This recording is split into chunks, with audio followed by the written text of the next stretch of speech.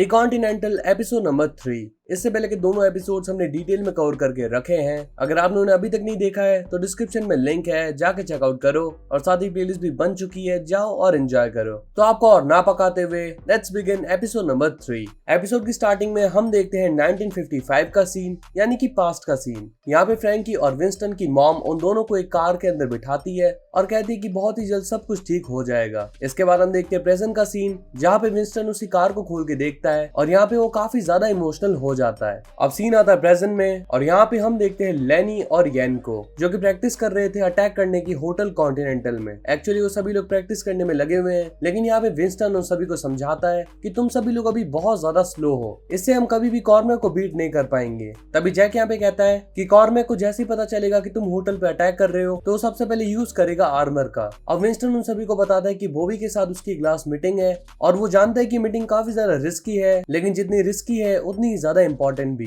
फिर हम देखते हैं लो और मैक को, जो कि बॉम्ब बना रहे थे। एंड तभी यहाँ पे एंट्री होती है केडी की। वो पूछती है विंस्टन के बारे में, लेकिन वो कहती है कि हम विंस्टन को नहीं जानते। केडी उन पे गन पॉइंट कर देती है और कहती है कि शांति से मुझे उसका पता बता दो, लेकिन अभी भी वो अपनी बात पे अड़े रहते हैं कि हम उसे नहीं जानते। ये सुन के केडी यहाँ से निकल जाती है। इसके बाद लेनी आता है लो के पास और कहता है कि जल्दी से गोलियां लेके आ जाओ। तो यहाँ पे लो कहती है कि मैं तुम्हारे साथ नहीं जा रही, बिकॉज हमारे डैड डोजो एक अच्छाई की राह पे चलाते थे और मैं हथियार सप्लाई भले करती हूँ लेकिन उठाने नहीं वाली। तो लेनी उसकी इस बात को मान जाता है। ऑन द अदर हैंड हम देखते हैं उन्हीं दोनों भाई बहनों को, जो कि एक बस हाईजैक करके उसके ड्राइवर को पकड़ लेते हैं। तभी चैरोन यहाँ पे आता है और उससे पूछता है कि विंस्टन कहाँ पे है। वो जिस होटल में ठहरे हैं वो उस बारे में बता देता है, लेकिन फिर भी वो लोग उसे मार देते हैं। ऑन द अदर हैंड हम देखते हैं विंस्टन को, जो कि मिलने आया होता है मैसी से।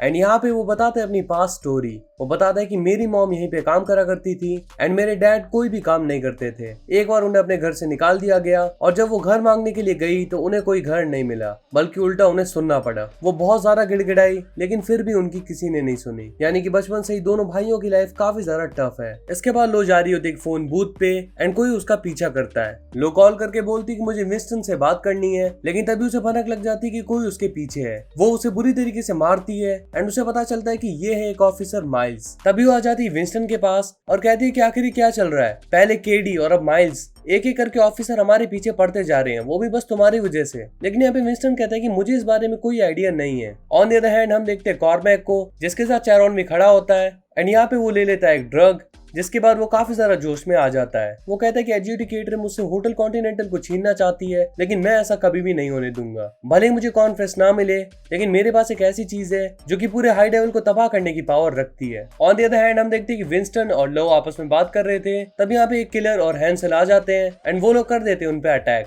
रास्ते में उन्हें केडी भी मिल जाती है और वो भी उन पे हल्ला बोल देती है, लेकिन फिर भी जैसे तैसे हैंसल विंस्टन को अपने साथ ले जाता है। इसके बाद माइल्स आता है केडी के पास उसे चेक करने के लिए। तो यहाँ पे केडी उसे बताती है कि विंस्टन बस मेरे हाथ में आ ही गया था, लेकिन कुछ लोग उसे अपने साथ ले गए। उसके हाथ में कॉइन लग चुका है और अब शायद वो जाने वाली है होटल कॉन्टिनेंटल में। माइल्स उसे ये सब कुछ करने से मना करता है, लेकिन वो अपना बैच उसे वापस कर देती है, यानी कि अब वो उसकी बात नहीं सुनने वाली। On the other hand law पहुंचती है अपनी टीम के पास और उसे बताती है कि विंस्टन को कॉर्मेक के आदमी ले गए। ये सुनकर पूरी टीम तैयार हो जाती है। फिर हम देखते हैं केडी को, जो कि जाती है होटल कॉन्टिनेंटल में और यहाँ पे लेती है एक रूम। और उसी होटल में कॉर्मेक विंस्टन को अपने पास ला चुका है और यहाँ पे वो कहता है कि मैंने तुम भाइयों में काफी काबिलियत देखी थी। वो उसे बालकनी के पास ले जाता है फेंकने के लिए, लेकिन दूर से जैक फायर करके उसे फ्री कर देता है। अब यहाँ पे चैरोन भी सपोर्ट करता है विंस्टन का और वो पकड़ लेता है उसे। वो उसे की मांगने लगता है, लेकिन कॉर्मेक उन दोनों को ही बंद करके यहाँ से निकल जाता है। ऑन द अदर हैंड हम देखते हैं मैक को, जो कि सारे के सारे कैमरास हैक कर लेता है। नीचे जो लेडी होती है उसे दिखती है एक डेड बॉडी।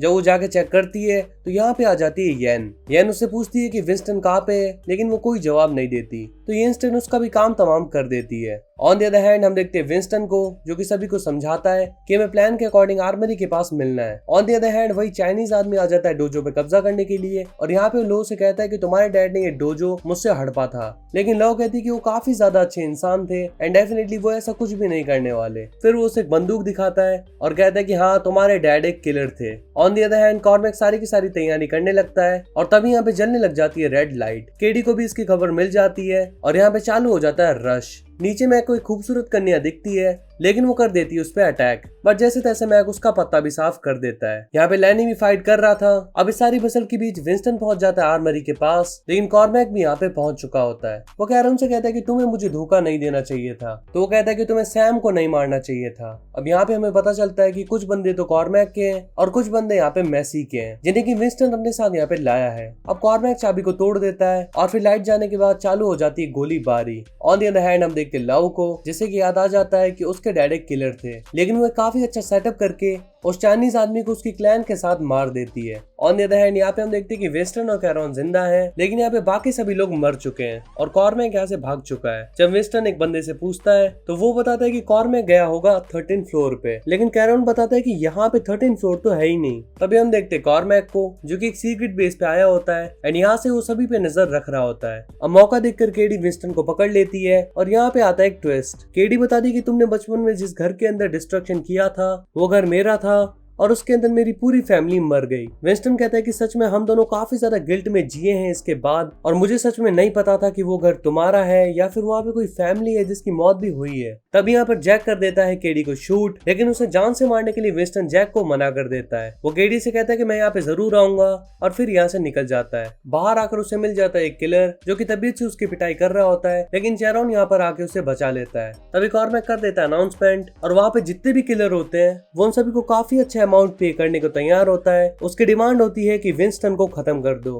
अब चेरॉन और विंस्टन ले लेते हैं वेपन्स और वो लोग भी उन्हें बीट करना स्टार्ट कर देते हैं। साथ ही लैनी, मैक सब लोग फाइट कर रहे होते हैं, लेकिन एक बॉम्ब की वजह से हैंसल के हाथों मैक को मरना पड़ता है। लैनी से बहुत ही ज्यादा दुखी होता है, लेकिन तभी हैंसल कर देता है उस पर अटैक। अब लियो भी यहाँ पे पहुंच जाती है और वो लोग करने लगते हैं उससे फाइट, लेकिन हैंसल काफी ज्यादा पावरफुल होता है तो वो उन्हें आराम से बीट कर रहा होता है। फाइनली वो उन दोनों को मार देता, लेकिन लियो काफी चालाकी से उसे गन से शूट कर देती है। जी हाँ, उसका कैरेक्टर भी अब अच्छी तरीके से चेंज हो रहा है। On the other hand Cormac जब देखता है कि उसके सारे के सारे लोग मरते जा रहे हैं तो वो काफी ज्यादा फ्रस्ट्रेशन में आ जाता है एंड उसके साथ जो एक बंदा बैठा था वो उसे भी जान से मार देता है। तभी यहाँ पे येन और ग्रिटल का आपस में सामना होता है, जहाँ पे ग्रिटल येन पे भारी पड़ रही थी एंड फाइनली हमें ऐसा लगता है कि येन फाइट हार गई, लेकिन बड़ी चालाकी से वो ग्रिटल को अच्छी तरीके से धूल चटा देती है। अब एडजुडिकेटर कॉल करती है कॉर्मैक को और बता देती है कि अगर तुम्हारे पास कॉइन फ्रेस नहीं है तो हाई डेविल तुम्हारी कोई हेल्प नहीं करने वाला। कॉर्मैक इस चीज से काफी ज्यादा फ्रस्ट्रेशन में आ जाता है और वो एक 10 मिनट का टाइमर सेट कर देता है, यानी कि 10 मिनट के अंदर ये पूरी की पूरी बिल्डिंग तबाह हो जाएगी।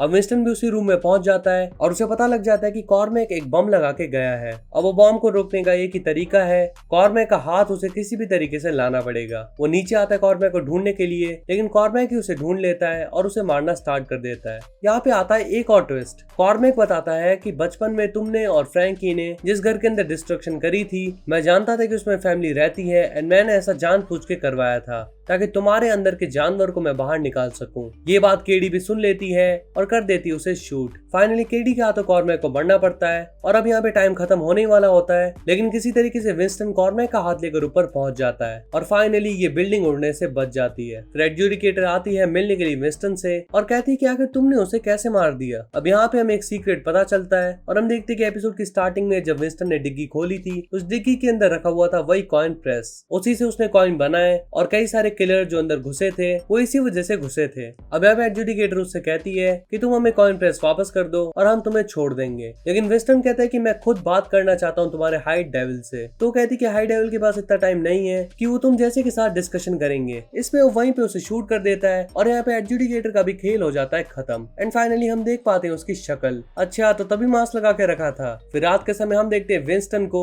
जो कि काफी एंजॉय कर रहा था और इसी के साथ ये एपिसोड प्लस सीजन यहीं पे खत्म हो जाता है। वेल सीजन 2 आने के काफी ज्यादा चांसेस तो नजर आ रहे हैं, बट अब देखते हैं कि क्या होता है। फिलहाल के लिए if you enjoyed this video then make sure to hit the like button and press the subscribe button if you're new in our channel. Share it as much as you can, and if you have any query just comment down and let us know. So we'll see you in the next one. Till then, peace up.